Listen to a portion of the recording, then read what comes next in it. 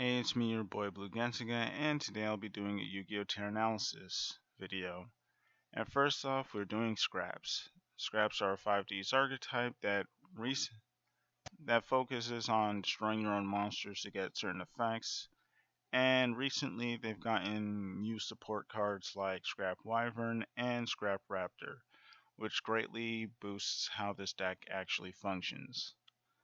For the pros, they have decent extract monsters because your only good extract monsters, in my opinion, are Twin Scrap, Scrap Dragon, and Scrap Wyvern. This deck can potentially OTK. This deck can float. This deck has good searchers and Master Rule 5. And for the cons, this deck can't play through multiple disruptions, and this deck isn't versatile. Since the only forms of monster removal you have in this deck, or even spell and trap removal, is just Scrap Dragon. And by that I mean you mostly pop things.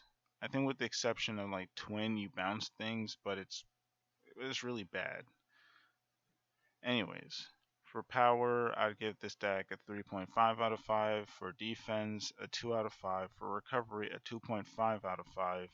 For versatility, a 2 out of 5. And for consistency, a 3 out of 5. And because of that, I would say that this deck is a tier 3 deck. This deck is really good for locals, but is not competitive in any way, shape, or form, or even close to it. Next, we have Mekk-Knights. Mekk-Knights are a brains archetype of big, beefy monsters that special summon themselves to certain columns. Anyways, let's get started. This deck can swarm, and because of that, they can easily apply pressure to your opponents, especially since most of their monsters are very big and beefy, like I mentioned. This deck has good surge power. This deck also has good boss monsters.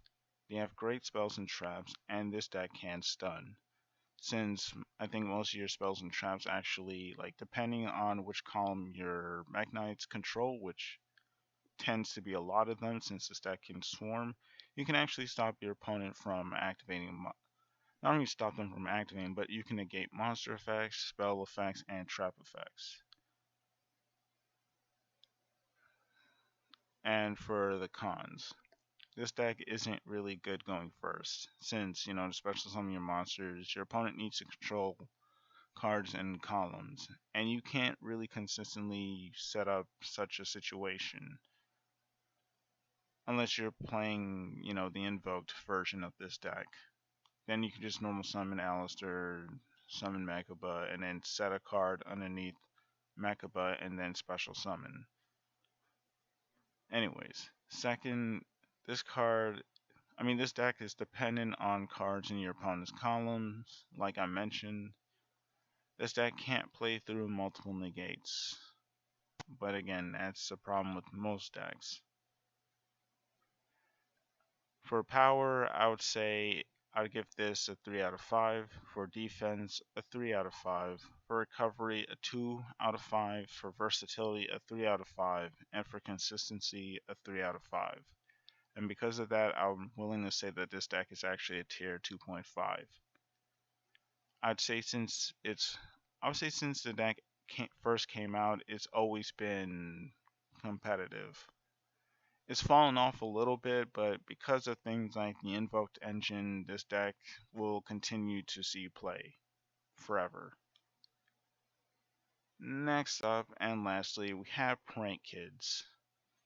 Prank Kids, I don't think I need much explanation. I don't think I need to explain all that much about Prank Kids. Also, yeah, I'm capping for saying it's a tier 2.5 deck. It's definitely tier 2, in my opinion. Anyways, let's get started. Oh yeah, also I forgot to mention, Prank Kids are a Link and Fusion archetype. And again, let's get started. For the pros, we have Master Rule 5, and that's actually saying something, since even before Master Rule 5, this deck didn't really have many problems, and at one point was even topping regionals. And this deck has good boss monsters. This deck can swarm, they can OTK, they can chain block, they can make multiple disruptions, and they are fairly consistent. Before, their weaknesses were that they lost to terraforming and to insta-fusions. I mean, that's still their weakness. But now that new Link 1 actually made up for some of their weaknesses. Since all you have to do is just put one prank hit on the field, Link summon, and you already can make a board. Also, this deck can't really play through more than one negate because if they actually prevent you from swarming, like they ash you or something, then you probably won't be able to make such a good board and they could potentially OTK you from there or shift the game in their favor. Also, I forgot to mention that this deck can also really recycle. Yeah, I guess that's something I should have put.